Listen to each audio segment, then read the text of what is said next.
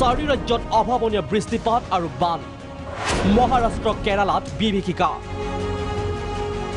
বানৰ কবলত কৰ্ণাটক তামিলনাডু গুজৰাট উৰিষ্যা গোৱা অন্ধ্ৰপ্ৰদেশ দক্ষিণৰ কেইবাটাও বান্ধলৈ ভয়াৱহ ভাবুকি চাৰি ৰাজ্যৰ শেহতীয়া প্ৰলয়ংকাৰী বানত গৃহহীন লক্ষ লক্ষ লোক অকল কেৰালাতে 1 লাখ লোকক নিৰাপদ স্থানলৈ স্থানান্তৰ কৰা হৈছে আশ্ৰয় শিবিৰত আশ্ৰয় লাখৰো অধিক কেৰালাত বানত নিহতৰ সংখ্যা 42লৈ বৃদ্ধি পাইছে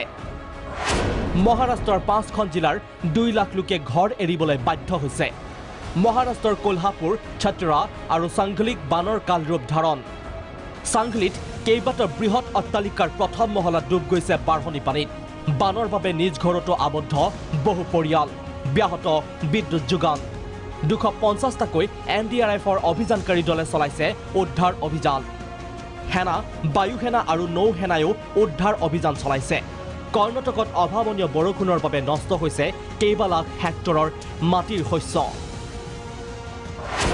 কেৰালাত জাৰি কৰা হৈছে ৰেড এলাৰ্ট এইপিনে জলপৃষ্ঠ অভাৱনীয় হাৰত বৃদ্ধি পোৱাৰ বাবে দক্ষিণৰ কেইবাটাও বানলৈ আহিছে ভাবুকি এৰি দিয়া হৈছে কেৰালাৰ 9 বান্ধৰ পানী মানিয়াৰ বান্ধৰ পানী এৰি দিয়াৰ বাবে পাম্বা এণ্ড কাক্কাত নৈ পৰিয়াৰ সংকট অধিক ঘনীভূত হৈছে কেৰালাৰ ইডুক্কি বান্ধৰো পানী এৰি দিয়া হৈছে অকল এয়াই নহয় তামিলনাডুৰো কেইবাটাও বান্ধলৈ ভাবুকি আহি পৰিছে national desk report Prag news